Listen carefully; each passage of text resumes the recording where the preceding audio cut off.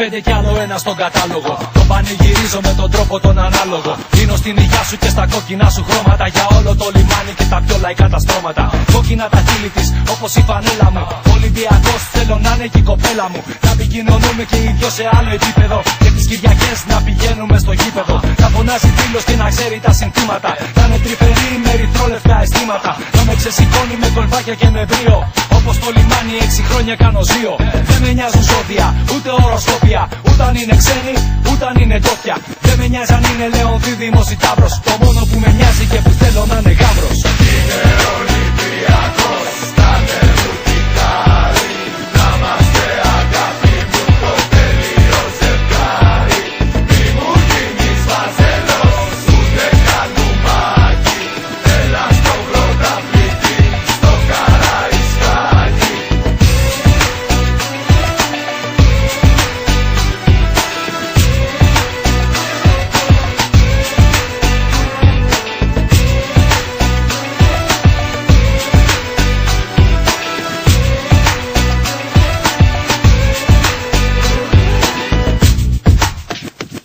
Έχω αρρωστήσει όπως η θύρα η 7, είσαι το κάτι άλλο. Ντυμένη στα ερυθρόλευκα, τριάστερο μωρό μου, όσα είχε και η φανέλα. 30 χρόνια τώρα μου προσφέρει μόνο τρέλα. Το πρώτο ραντεβού μέσα στο Καραϊσκάκι. Χάρες μονάχα έζησα σαν του Ανατολάκη.